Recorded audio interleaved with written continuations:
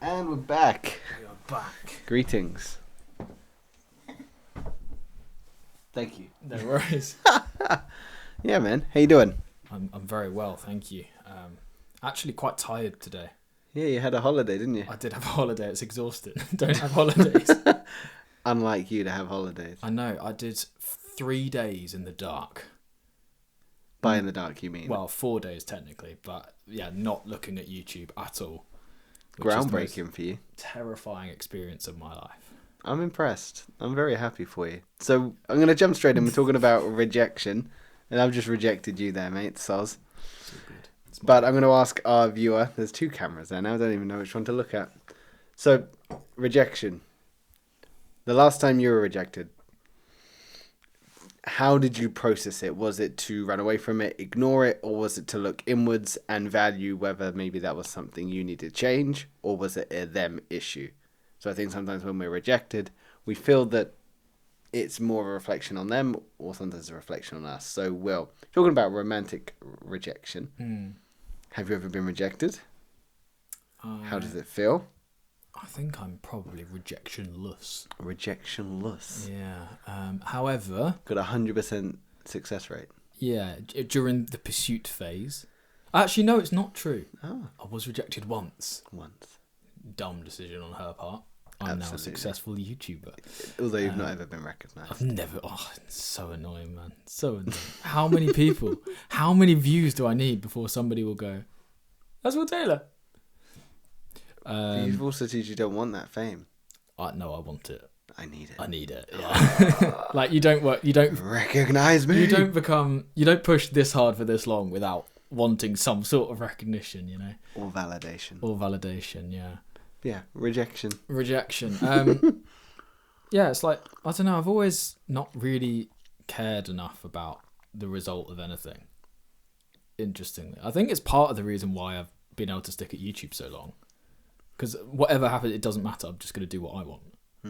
It's like, so if you ask a girl out, she says no, then your life hasn't changed. I think that it's just expectation. I'm very good at managing my expectations. But we feel like when someone says no to us romantically, that we internalise it as there's something wrong with me. I'm not attractive enough. My personality. You said we. I think that's very much a you. Do you think that's a me, or do you think that's a we I globally? think there's probably some of me in the world and some of you in the world. I think it's probably a bit of both. Unfortunately, there's some of you in the world. I know. Nobody recognises me though. It's so frustrating. It's going to be a trend on this one, isn't it? I try so hard. But I would argue there's likely more of me in the world. So people that feel the rejection quite heavily as a reflection on them, especially when it comes to romantic relationships. So let's dive on in to romantic.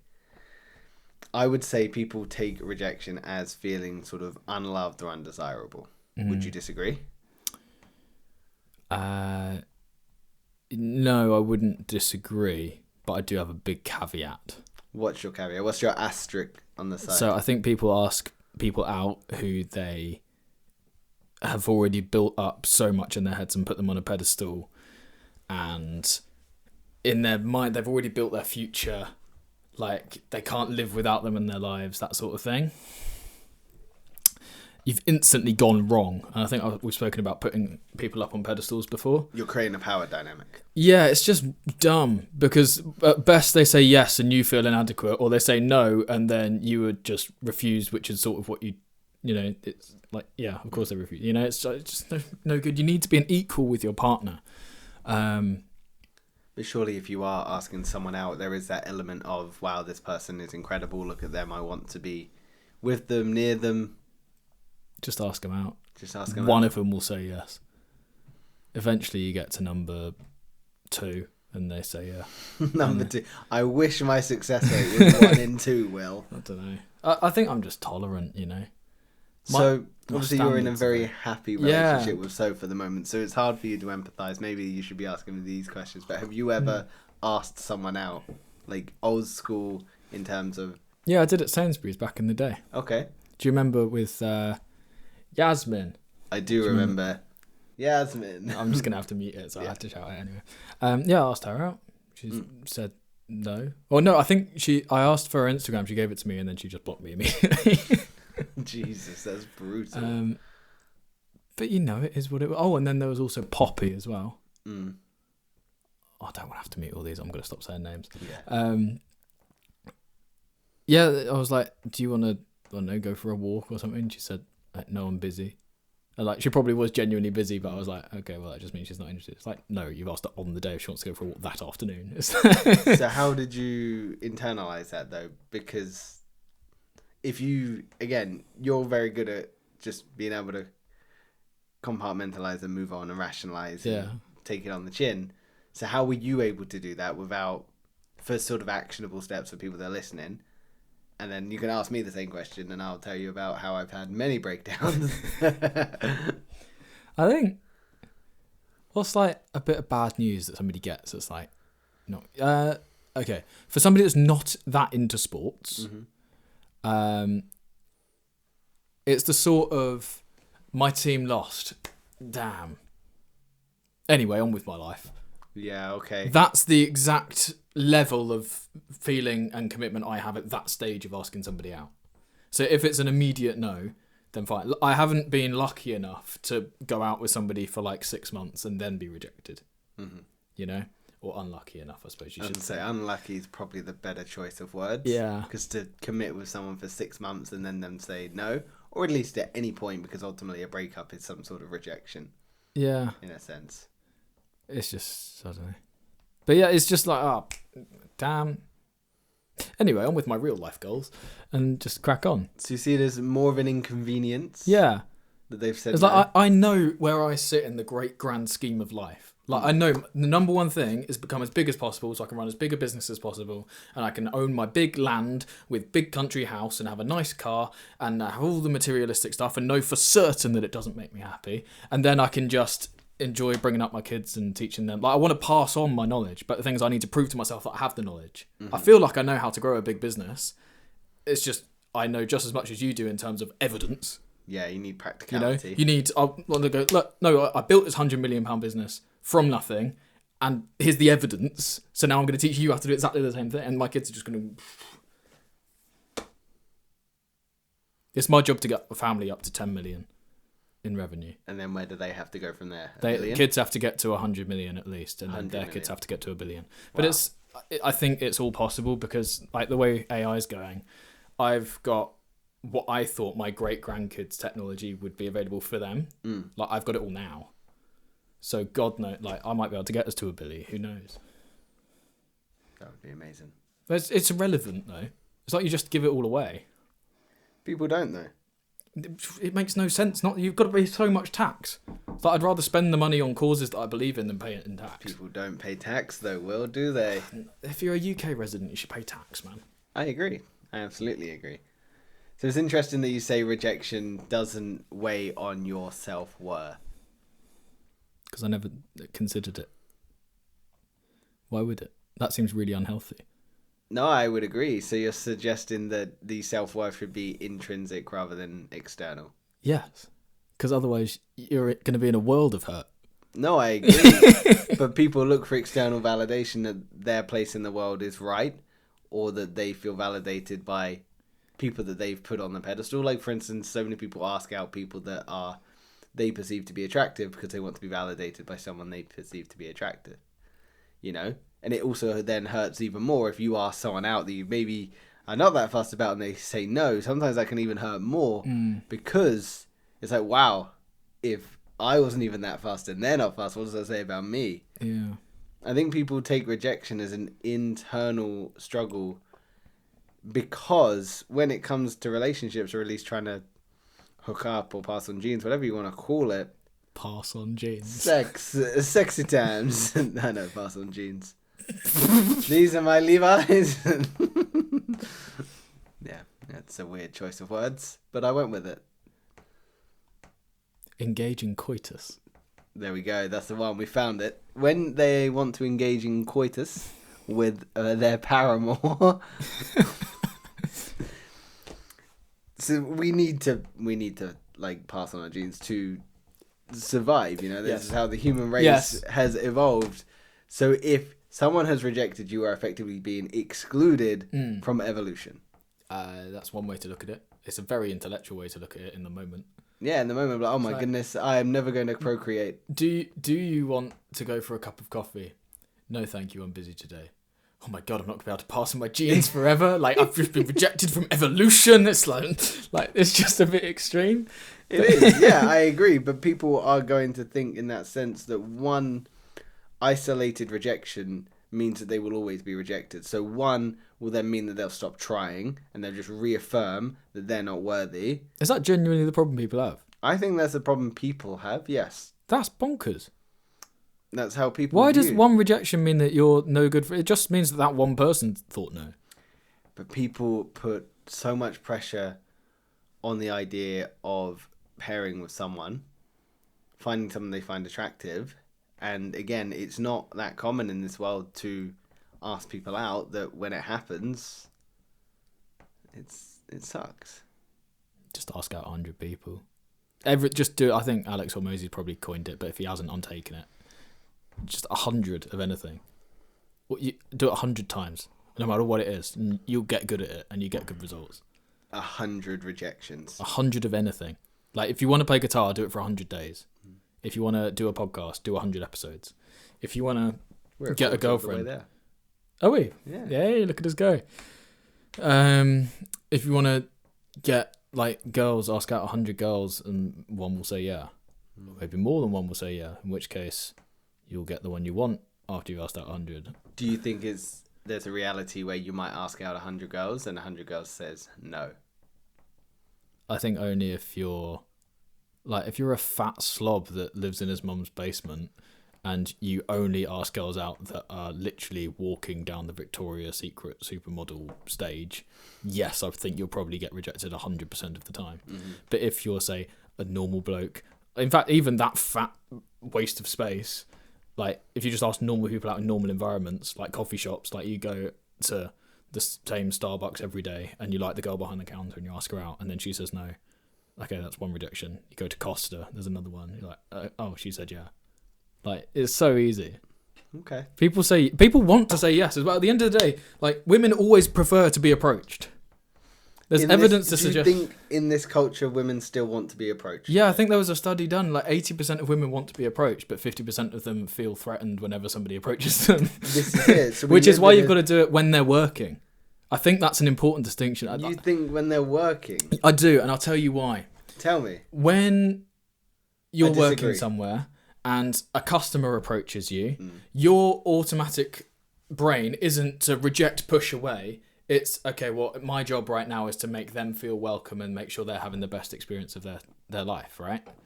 In whatever it is you do. At Sainsbury's, if a customer came up to you and said, could you tell me where the baked beans are? You wouldn't go, I'm not talking, what? Why are you talking? You know, that's not the reaction. The reaction is... Get my rape whistle out already. Yeah.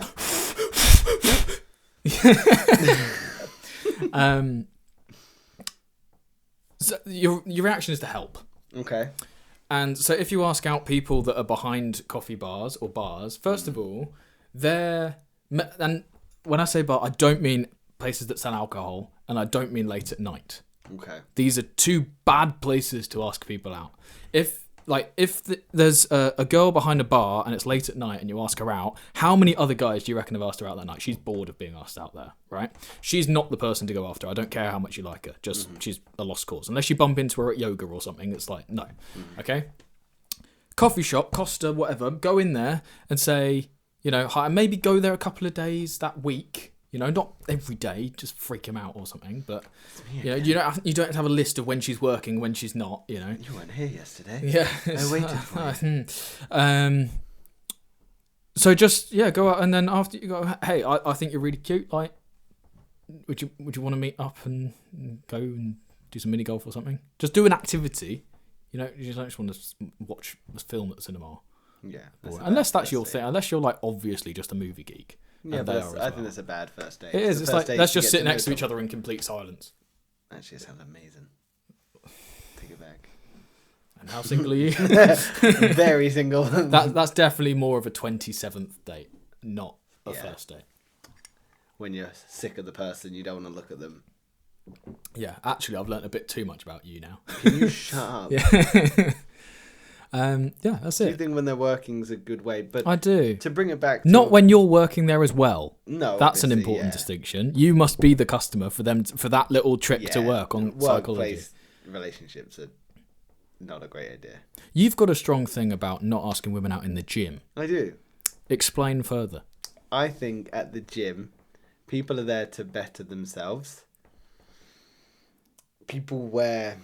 Women tend to wear clothes that are very sort of revealing as well. So there might be an element of sort of a lack of confidence or more confidence on their part. But either way, because it's more revealing, it can look and sound a little bit more creepy when saying, hey, I like your outfit. Whereas Well, I wouldn't say that. But you get the point I'm making. Like, Yeah, I do. because a lot of these things you need to pick up on body language, like eye contact, smiles, those kind of things. And if you're staring at someone in the gym, it just looks a little It's a bit strange, isn't it? off. This is it. So I think approaching someone at the gym is really challenging. And I don't know if I would encourage it, to be honest with you. What about leaving the gym? I think if you're in passing, yes. For instance, You wouldn't run I will- after them. Come back! Wait, I was just finishing my set. Yeah, like there's this girl at the gym. She's never going to watch this, but there's a girl at the gym I actually think's really, really cute. Very much my type, girl next door type vibe, which is cool. Do you only like girls that live next door to I you? do, yeah, because Right. it's easy commute.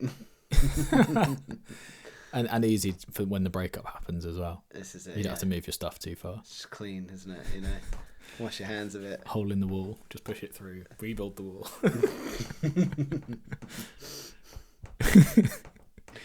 Wow. Yeah, I think so. When we were in passing, I smiled, she smiled, and at that moment I was like, you know what? Maybe there's an opportunity there. But it's also, as well, like you said, girls arguably would like to be approached, but guys are terrified of the reaction that they can get if they do approach. Who cares? But they could be branded like the gym creep, the weirdo, And the who- guy that who cares? crosses it. Well, when you're tarnished in a place you go to better yourself, Yeah.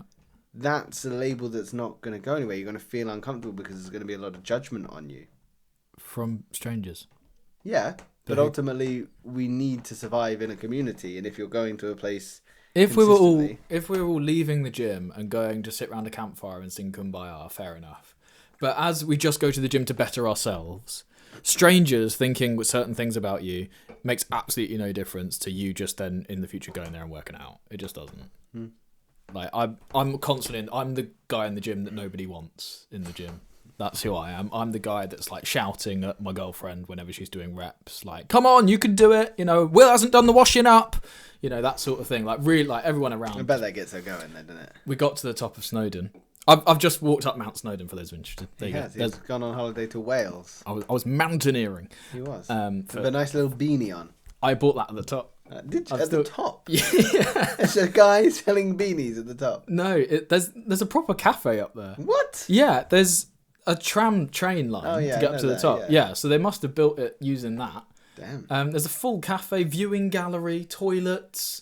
Anyway, we went right up to the summit where there's like a plinth or something you can touch. And me and Soph went up there and took our picture and whatever. And then she grabbed onto my arm to climb down these stairs that like on the summit. And she said, Will, I'm scared of heights. And I said, then don't climb up a mountain. Two people in front of me absolutely wet themselves laughing because like he's got a really good point. Why have you climbed up a mountain if you're not afraid? Anyway, best moment of my life. Arguably, she's not scared of heights. She's scared of falling as well. I don't care. Oh, Jesus. Also, Don't make a fuss. It's that simple. But she climbed up the mountain with nary an issue. Nary an issue. because you're going up and everything seems easy, but then when you're going down, you have to see what... Down was pretty scary. Yeah, I mean, there were some challenging bits on the way up. It wasn't easy, but it wasn't. Well, you did also do it in Air Forces. We both did it in Air Forces, Like- yeah. We were so unprepared. Yes. There was a high chance when we arrived there that we were just going to get the train up. But we didn't book tickets in advance, so they were all gone. So we just thought, let's just walk it then. Oh, my God. So I did it in black trousers that I bought there. It was 22 degrees, black trousers, hoodie, and we bought our coats as well because we were like, well, that's what mountain people wear. Boiling hot by like the first 5 minutes. We got up to a thing. There's a bridge, and this I don't know how this quite feeds into rejection. I'm here for it. And then there's like you go through a bridge or tunnel type thing where the tram line goes over, and you then it's really cold all of a sudden. One side of the bridge is absolutely fine. The other side, it's weird. You've moved laterally. You haven't moved. There's no vertical. Yeah, and then there's a really steep bit, and it gets really cold up there. And then when you get to the top, it's pretty chilly. But it was a really clear day when we did it. Like you could literally see for miles. It was mental. Made me realise actually. So I've stood on top of the downs before. When you stand on top of the downs, you see the sea, both sides. And you're like, Pretty right, cool. I know my bearings now. That is how wide Earth is. It's not true. It's not true. Earth is flat anyway, so Well, it doesn't go anywhere. It's just this proved to me that the Earth is round.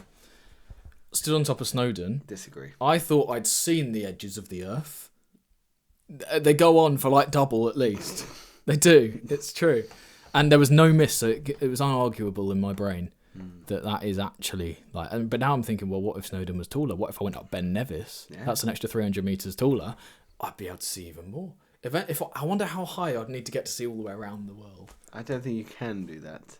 I don't know. Brian Cox would be able to do it. I bet he's got an explanation. But also, if you went somewhere like Everest, I can't do it. So I had a look. Base camp of Everest is 17,000 feet. Yeah. Snowdon is 3,000. Yeah. But I wouldn't do base I camp. couldn't do a multi-day climb. I think it'd be awesome. No, I want to be home and have a nice cup of tea. I'm not adventurous. I just like to. 3-peak challenge is great because it's over in 24 hours. We'll change that from you. Anyway, rejection. Yeah. Ask people out up mountains. There you go. Yeah. When you're all struggling, that's the time. So I have actually asked someone out. Up a mountain? Like, no, not up a mountain. No, would you like to go up a mountain? What I think you should do. You haven't watched Always Sunny in Philadelphia, have you? No, I like television. Oh, what you should do is you should ask them onto your boat, and then when they're out in the ocean, they can't say no because of the implications. Yes, yeah. That's my favourite quote. Anyway, yeah, going off topic. But you need them to say yes to get onto the boat. Have I completely missed the point of that? No. No. How Okay. would I get them on the boat? Black sack. Black sack. You ever seen Life of Pi? Great. No, I haven't. No. We're both missing each There's a other's tiger on the boat references. Okay. and an orangutan that the kid grew up with, Yeah. and a what are they called? The hyenas. There was a hyena. It basically was on a big cruise, right, or shipping loads of circus animals or whatever. He works at the circus family tradition, whatever, Indian kid, I think. I hope. Otherwise, I've been racist. But and anyway, so the ship goes down, right? He's got one of these safety lifeboats, whatever, just to himself, and in the boat has climbed somehow or landed in tiger, orangutan, and a hyena, right? The orangutan wakes up first or something and is like, okay, we're in trouble, right? We're in the middle of the sea. But he's good friends with the orangutan. Okay. Right. So he gets on very well with him. And then under this white sheet appears the hyena, who had obviously been sedated and is now out and is on the boat. And anyway, the hyena is hungry, looking for something to eat. What is there but the boy and the orangutan? Eats the orangutan, which is really sad because there's a horse on. No, there's a zebra. Oh my There's goodness. a zebra on there as This well. sounds like the most off the wall thing. Right, ever. the hyena eats the zebra. Yeah. Right, so the zebra has been rejected from the boat. Nice. And then it's like, right, okay, so you're eating that, like both the orangutan and the boy are safe. And then the waves get a bit crashy, and the Technical term. yeah, a bit crashy, a bit crashy, and the hyena ends up eating the orangutan, which is really sad because at that point we've built up a very sad. relationship Yeah. with the orangutan as well. I was so invested to that orangutan. Yeah. Anyway, and then it's like, well, there's no more meat left on the boat other than the boy. I have to go vegan. So guess what happens? He eats the boy. The tiger appears from Oh out my of the goodness. white sheet Oh my and goodness. eats the hyena. And then the rest of the film is like, how does the boy build a relationship with the tiger and basically train it while he's on board this boat? And luckily at one point, like, loads of flying fish come across the water as well, and like it just hits them and like lands in the boat. So there's loads of food for everyone. But there's a big fish that lands on boat. It's like pushed up by all the flying fish, whatever it lands there, and the boy has to claim that big fish to show that he is dominant over the tiger. And then the tiger sort of submits. I was never going to watch this, but now it's good. Like it's a good I don't film. Need to I didn't actually painted watch it so well. I saw that it was a 2.5, maybe 3 hour film, and thought I don't have the time for that. So every good scene, or what looked like a good scene, I just flicked through it plus 10 seconds, plus 10 seconds, plus 10 seconds until I got to the scenes that I wanted to watch. And then, oh my goodness! So that's how I watched that. It took about half an hour to watch the full 3 hour. That's ridiculous. It's a good way. It saves time. It means I can work more. Mental. Reject wasted scenes. That's what you should do. As everyone's doing through this podcast. Circle around rejection. Yeah. So one thing I do want to talk about in terms of rejection. Really? You didn't want to cover boats and animals? No. Is dating app culture. Right, yes. Because I think that's really important because... I want you to tell me your thoughts on it before I give you mine. Well, I want to give you some stats. Oh, yeah, I want these. So a data set from Swipe Stats reports that women have an average match rate of 30.7%, whereas men about 2.63 match rate. Damn. That implies, roughly speaking, men might need to swipe right 38 times to get one match, while women might only need to swipe right 3 times on average to achieve a match. And one source notes that women swipe right only on roughly 5% of profiles, whereas men swipe right on roughly 53% of profiles, which is unbelievable. So I think dating app culture has ruined dating. I think it's run its course. So it served its purpose. Yeah, I mean, it needed to be tested. Didn't So what was its purpose? I think originally, I think the first ones were like Match.com and eHarmony, weren't they? Yeah, plenty of fish and all these kind of that's it. ones. And I feel like they had more wholesome roots. Like, this is to get into a relationship. This is to meet people you wouldn't have otherwise met. Well, that was internet dating, whereas apps have gamified. Yeah, it literally. Then Tinder came along and like Hinge and whatever, and that is more like a game. Yeah. And I mean, in all my experience, where Tinder glorified hookup culture. Exactly, and that's where things went wrong, I think, because like if you want to hook up with somebody, that's literally what clubs are for. And it's like, it's not difficult. You just go there and you hook up. Have a sign on that says yeah, ready. It all works. Yeah, but literally anything works because everyone's drunk. It's like, you up. You know. Have you met Will? Aubergine and a peach and a plus in the middle, and just go like this, and eventually you get success. That's how that works. I mean, my face maybe has something to do with that as well, but yeah, absolutely. Yeah. Anyway, I'm not allowed to wear that t-shirt anymore. No. Maybe you could borrow it. Absolutely not. I would rather not. Yeah. So got a couple of stains, but why? I made my breakfast in it. I think dating app culture has ruined dating, period, because it has made people more shallow.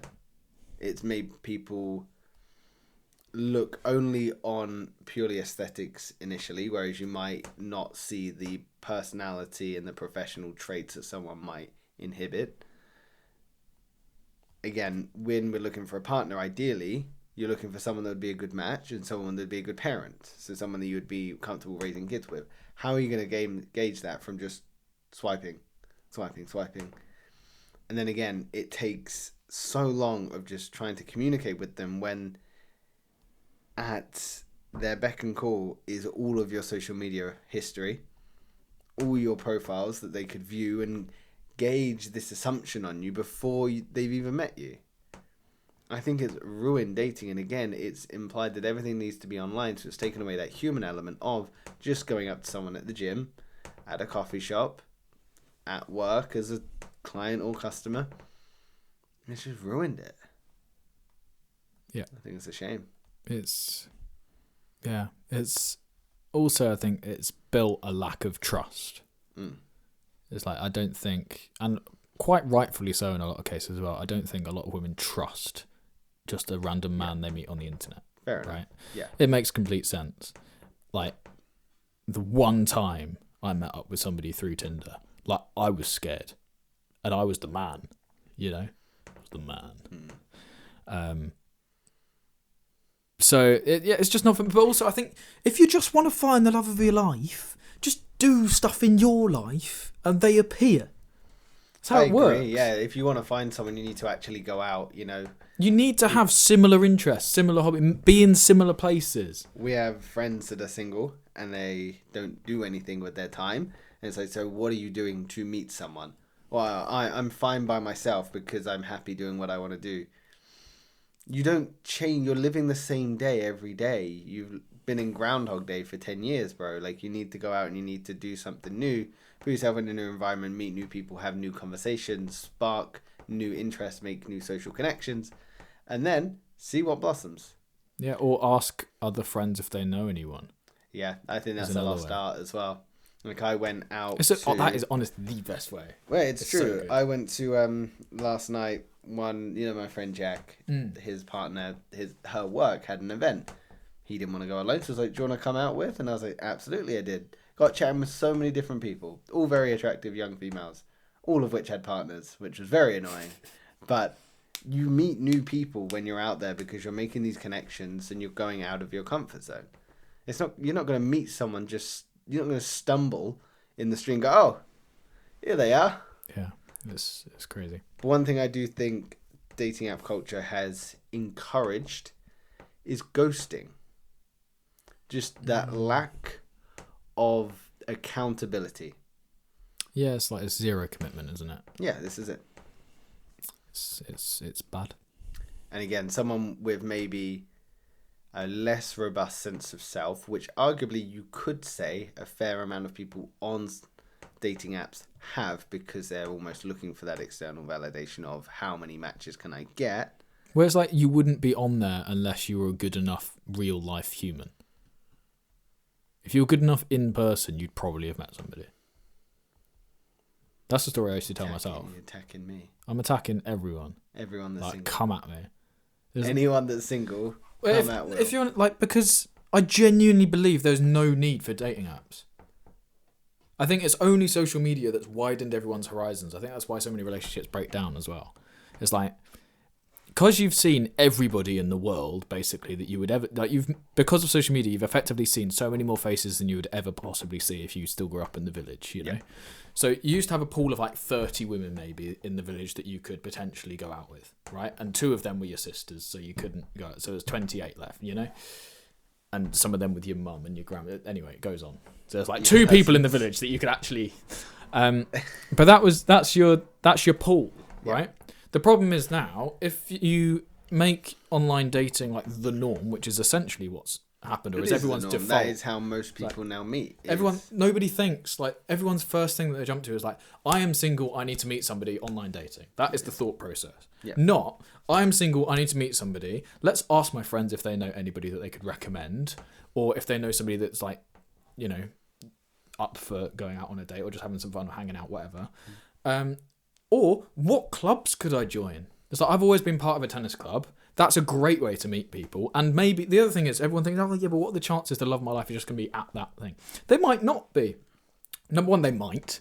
But number two, you're going to meet people that could potentially introduce you to other people. And that's the thing. It's expanding your network, not by 1 step. It's by 2 steps every time. Yeah. I think everyone knows 1,000 people throughout their life that they could call the name of. Right, which means if you know 1,000 people, they each know 1,000 people. You're only 2 steps away from 1,000,000 people. Well, don't they say the world is connected by 7 people? Yeah, it could easily be. Yeah. So you could know anyone else in the world by a chain of 7 people, which is madness. Yeah, I would be surprised if it was even that long. It's for the Western world, especially. Yeah, very true.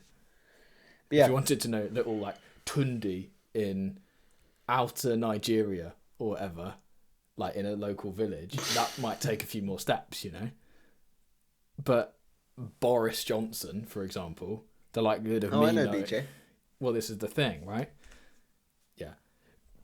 But I could only be 3 steps away from him. Because I'm thinking my brother knows a lot of people in politics. They would know somebody who knows, I'm there. It's so easy because it's just, number one, more local, but number two, just we're connected in a similar way. So we've got social connections there, which brings us well onto our social rejections. Oh, I know. So belonging is a basic human need. So when you look at the Maslow hierarchy of needs, it's just above safety. Is So it? everyone needs to feel like they belong, which is very important. So a question for you. Have you ever been excluded from a friendship group, either current or past? yeah, I think so. Okay. How did this feel? While you're thinking, if you want, I can give you mine, because Yeah, I've go thought on. about this question. So I have been excluded from a friendship group. It was when it was last year of school, first year of college. I had the same friendship group pretty much all through schools up until college age, which is about 17, for those that are listening. Finished You were- college at 18. And we had this sort of event. It was the first time all of us tried weed for the first time. And we did it around our friend's house, and we all got probably not even high, probably didn't even take it back, and we were just laughing and joking the whole night. We ruined, kind of wrecked the house and left everything everywhere. The father of the person whose house it was obviously saw everything that evening and was like, this is unacceptable.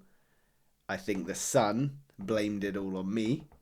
And from that point, the group sort of ostracized me. And as a developing young man, at the same age where my parents were getting divorced and I was going through a breakup, was not what I wanted.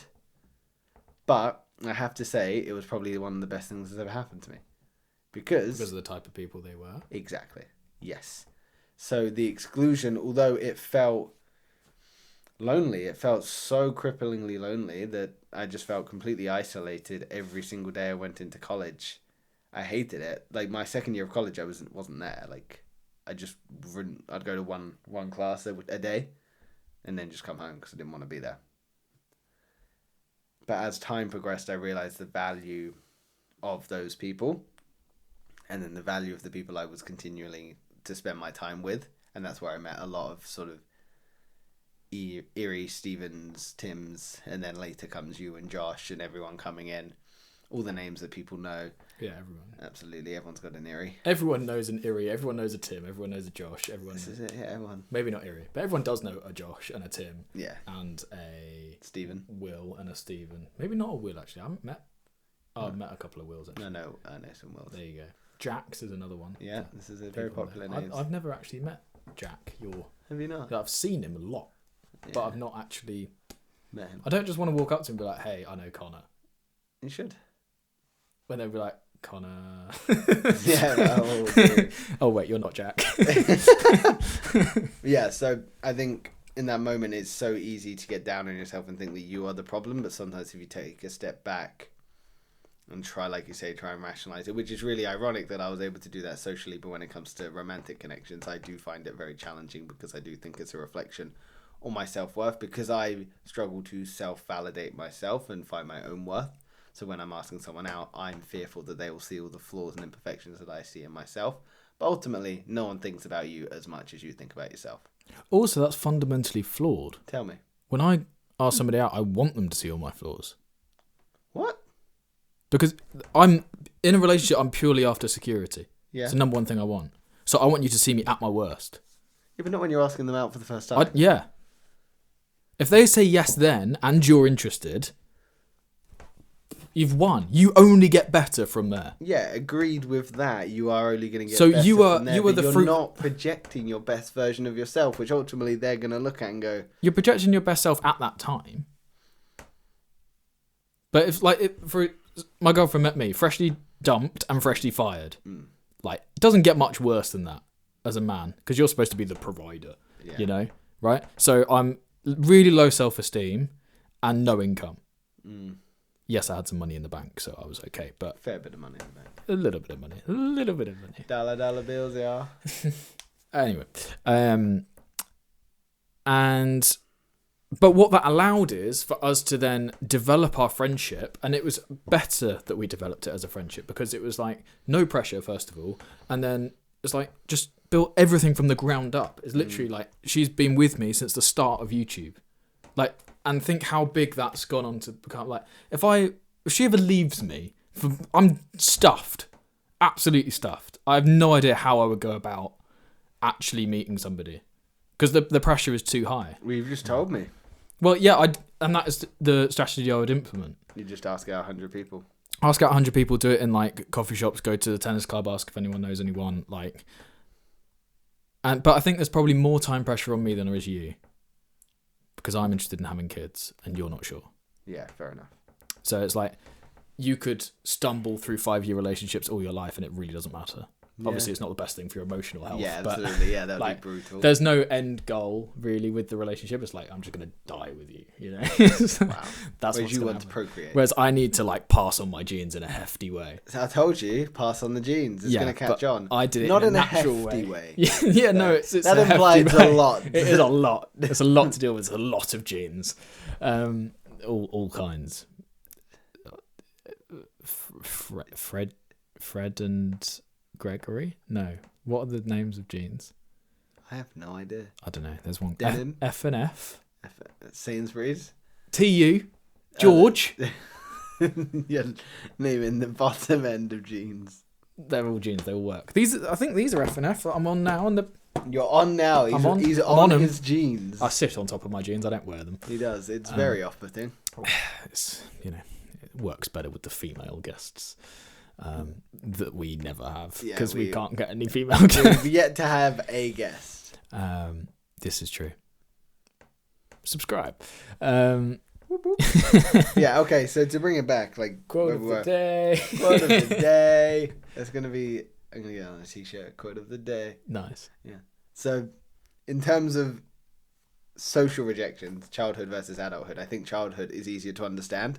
Reason being, bullying, exclusion, being picked last for things. I think social rejection is easier to understand looking in, whereas I think adult rejection is maybe less obvious. I think so much of it is like, how broken are you from the start? And I don't mean this in like a personal attack. I mean like... I'm not broken. I am completely fine put together. I'm all good. I am so rigid that mild gust of wind wouldn't knock me over. I'm so rigid I'm not allowed near nurseries. Oh my god.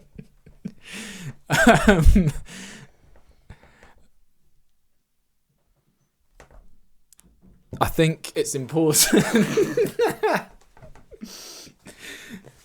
It's important you understand like who you are from. As I say, I've always not put any pressure on social stuff, which is why it's so difficult for me to hold down friendship groups. Like, I think there was a part of me that always knew I wanted to do more. Like, I didn't know what more was, but I always wanted more. So I deliberately didn't get too attached to anyone in school because I knew I was going to move away to Chichester and like build a business and like just meet new people there. But then when I got to college, I was like, I'm going to meet loads of people that are like business minded. Now I'm doing a business course, so everyone's going to be business. Business. And I have a briefcase. Everyone was just clueless. It was like I had better ideas. Everyone's clueless. Like, but this is but this was my learning process, right? This is how I started to figure this out. And then I realised when I was asking questions, some of the lecturers didn't know what questions I was asking. Oh, it's idiots all the way up. I heard that. I think it's Mark Manson that says it's idiots the whole way up. Like, my dad's been saying it for years to me as well. It's nuts. And it's true. It's like wherever I've been, it's like nobody knows what they're doing, which is really cool because it means that you can be self-employed, and if you don't know what you're doing, that's fine because you're just as good as if you with someone else. No one knows what they're doing, so you might as well just do it for yourself. Do it and get paid full market price. Absolutely. Don't be employed. Hey, look, we've come back to it. Every episode, it's like your catchphrase. I really don't. No, I'm so strong in believing that you don't need to be employed anymore. It's a completely broken thing. If you try, in a month, you can earn £1,000 a month. If you try, 2 months from then, you can be on. I'll tell you what we'll do. I'm going to make this note now so I don't forget. Yeah, you're going to quit your job tomorrow, and then you'll make £1,000 in a month. And if you don't, I'll fund you for the other 1,000. Interesting. I'm going to write down episode plan. Will walks us through a business. Yep, exactly. That would be my dream episode. I'd love to do that. I can help so many people. That's so fun. Yep, that's. I can't wait. This is going to be epic. Tune in for that one. I don't know when it will happen, but never, because I'm in control of when we do shit, And I've told you no. We did get a 1 of 10 just watching it now. Hey! Let's go. But yeah, sorry. So rejection, because we will. That would be a really cool episode. And we'll do many parts as well. And we could do it for multiple different industries so nobody has an excuse. Yeah. Do one for personal training. Do one for florists. Okay. Do one for YouTube. Do one for... Yeah, we'll come up with a list. Yeah, perfect. I like it. So in terms That's of... so evergreen as well in terms of content. That's so good. How to start a business if you only have £1,000? How to start a business if you have £10,000? Yeah. If you have nothing. Yep. This is the stuff, man. This is the stuff. So yeah, examples of sort of social exclusion is not being invited to event, group chats where you're not ever getting a reply, like you send a meme and no one likes it, that kind of thing. Exclusion can feel like danger, like you've lost a tribe. And in a 2015 study from Williams Ostracism Research, I don't think that's right, but showed that even brief social exclusion, like being left out of a small game, lowers self-esteem and a sense of control. Yep. Have you ever been excluded socially? Because I asked you that at the beginning. Yeah, I think so. I think from school. I think about part of my healing process, if you like, from all of that is just accepting that I was the problem. So I was the reason that I didn't have a friendship group because I wasn't putting myself in situations to have friends. Do you think you're the problem? Yeah. Because there's so like I think how poorly I manage my current friendship. Like my friendship group is you and you lot, and it's the tennis club loosely with lots of people, and then very close with Craig. It's like that's it. That's my entire world. How do you think it would feel? This is a complete hypothetical. We're not here having group chats behind your back. You're not that one friend. I wouldn't care if I was. This is going to be my question. How would you feel if, say, that group of friends that is your primary was pulling away a little bit? It wouldn't bother you. I think that's really sad. No, because I've still got one-on-one contact with all of you. No, but if, say, like all the people were pulling away. Not just the friendship group, but the people individually. What, like if I wasn't invited to like a baby shower? When was that? Before the baby was born. Who's baby? Oh, yeah, that. Yeah. Yeah. But, like, not... That was one particular person. Yeah. So I'm talking about... But also, I hold no grudges because... this is exactly what I'm saying. Like, I fully blame myself because I'm not a good friend. I'm not there for everyone in that group chat. You know, I'm closer to some people in the group chat than I am to others. So it makes sense to me. Do you think, and this is me looking at without judgment, I am simply like exploring this with you. Does that not make you sad?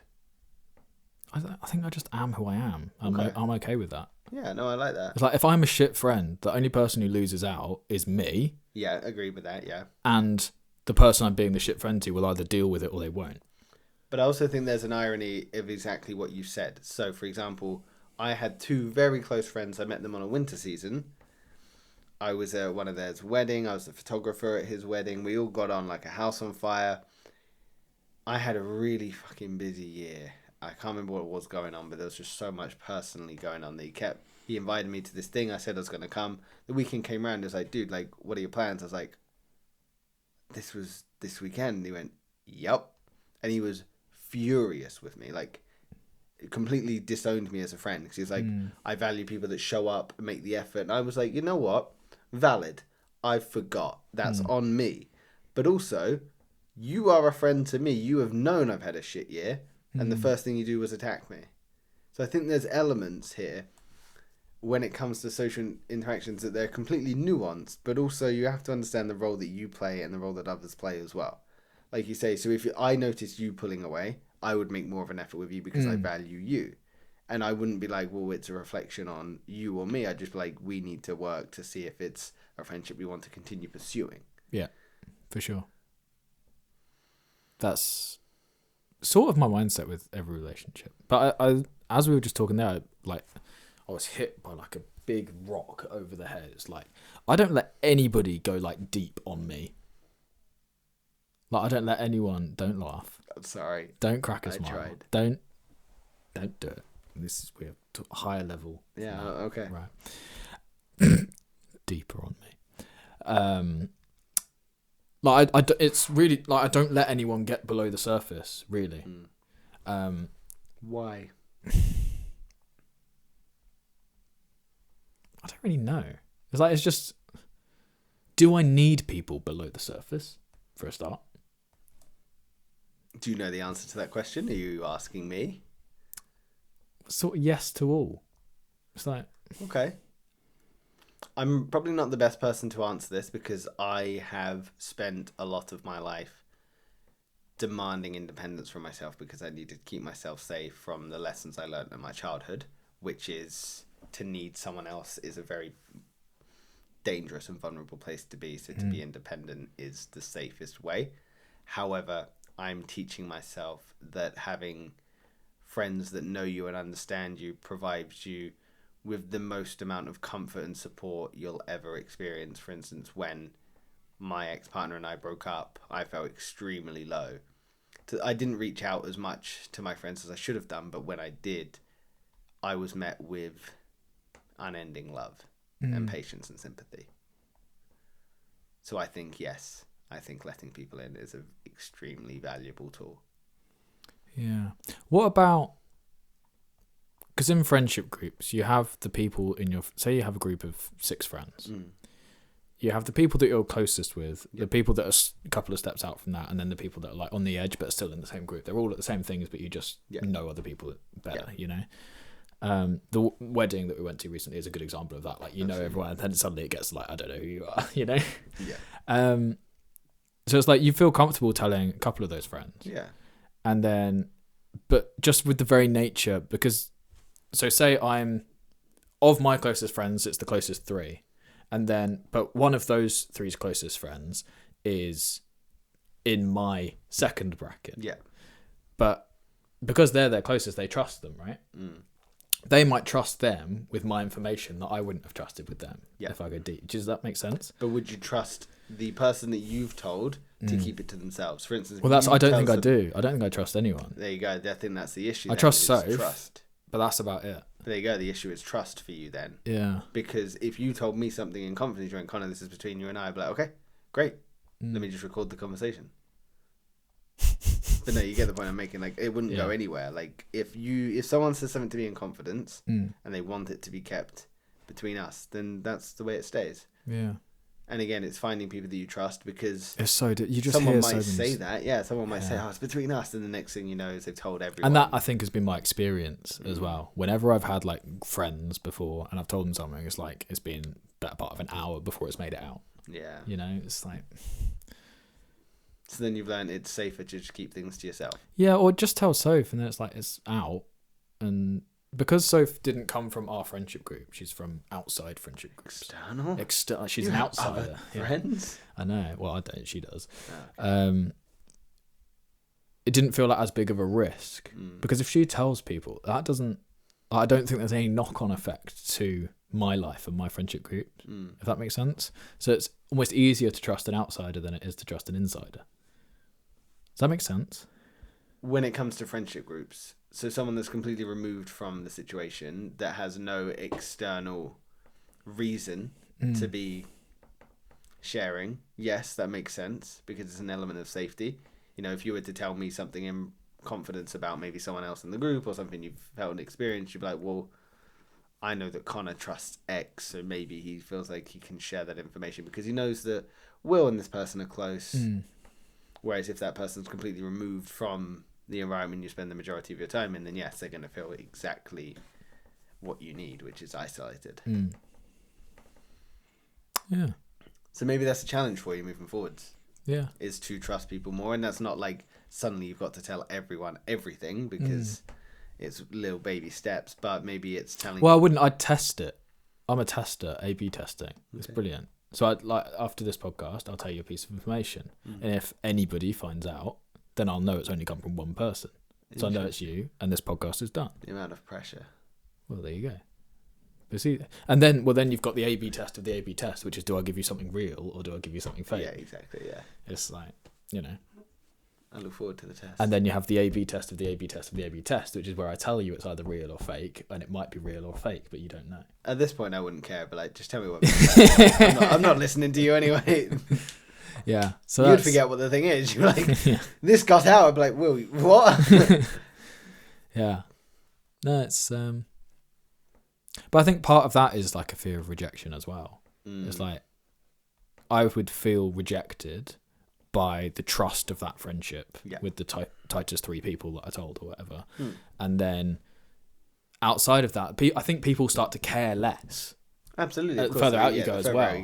So it's like they'd be throwing around something that I care about a lot, loosely. Yeah. Because it means nothing to them. Throwing it away, yeah. Yeah. But it's like, that is like my world, potentially. And you're just throwing it around in casual conversation. Who else is, Absolutely. Yeah, there's an element of you've got to protect yourself. You've got to be careful of who you share things with. There's a problem with someone that has never been able to accurately share things with people, then becomes an oversharer because they're almost auto-correcting. So there's an element of you've got to learn the nuances and the subtleties of who you can reach out to, so that way it isn't thrown back in your face. And unfortunately, you can never know that until you step on the ledge and you take that jump. Same with everything. Like what you always say, you just got to do it. Yeah. So you just got to trust people. So if you say it, we'll mute it. I'm winding you up. Haha. Funny. No, I think that's very interesting. You are right. It probably does come from an element of wanting to feel safe, heard, seen, and accepted, which are all the flip side of rejection. Well, the other thing, when my parents divorced, it was like, I very quickly learned. So my dad spoke about nothing but how he was losing all of his money throughout the divorce. Okay. Despite him being the one that cheated. And delightful. I've forgiven him. Mum's forgiven him. What was that? Camera's shut off. Too long? I guess it ran out of memory, yeah. Damn. And 256 gigs, that is. Then that's why we ran the other cameras. Yeah. And when we are at 55. Nice. I'll wrap this one up. No, I do. So, but what I learned from looking at that divorce was we had to sell the family home. Mum moved into a house that, yes, it was then paid for, but was a worse home objectively. It was a 3-bed semi rather than a 4-bed detached. It's a difference, and it's a tangible difference. Smaller garden, less accessible garden. Which I know this is all coming from a point of privilege, but fuck you, it's my life. Yeah, it's all relative. Yeah. And then Dad was in a 2-bed flat as well. So it's like, okay, this is like, we've gone from really nice to this is what happens when things separate. So then I was like, okay, right. All my teenage years was like, I'm never buying a house with anyone. I'm never going to get married. I'm just going to do everything myself. And if people want to come along for the ride, then they can, i.e. being my girlfriend or whatever, that's fine. But they are not involved financially. This is my house, my thing. Yeah. And if you don't get married, it doesn't matter because that's still like nobody can take it away from me. Then it's my thing. As I've got older, I've been talking to Soph about this recently because we're getting close, I would say, to where we would talk about marriage and buying a place, especially. But I don't want to buy a place for somebody that I'm not married to. Yeah. Which is that problem. I don't want to have kids with somebody that I'm not married to either. So it's like, that's probably the next thing to come. I hope she's not listening. But next Tuesday, no. Yeah, hello. I still need to buy a ring. Yeah. Give her in Poundland. No, I want to spend at least 4 figures. Jesus Christ. Yeah. I wanted to spend 5 figures, but I just can't justify it. But that was my thing. It's like, I've been that convinced all my life that I don't want to get married. And I care so much about money that I would have to spend 5 figures on a ring to prove to myself that I actually did love the person enough to marry them. You know? The problem is my attachment with money has declined. So now it's like, okay. So now I'm thinking, well, does it have to be 100k on a ring now just to... It's just, but I think you just keep pushing it out. It's just dumb. So it's like you either love the person or you don't. Yeah, I agree. And I love Soph, so it makes sense, But yeah, but I learned from that, like, self-preservation first. So we were having a conversation, okay, if we buy a house, like if we get married and we have kids or whatever, I will just give you the house. That's yours, but you can't touch my YouTube business. That's the arrangement I want. And I learnt that model from Mum's fiance, and what he did with his wife was like, she got to keep the house, but you're not allowed to touch the business. Like, and that was the understanding right from the start. And it obviously helped that it was an amicable split as well. Yep. But yeah, I was talking to Sophie and she was like, yeah, cool. I mean, we're not going to break up. Like, the only time I would go after your business is if you cheated. So I know I'm safe. If I don't cheat, then I'm fine. Yeah. It's like, well, I don't want to And leave you're her not anyway. going to Yeah, exactly. So it's all good. But it's genuinely, I'm terrified of that. Like, it's bad enough paying tax.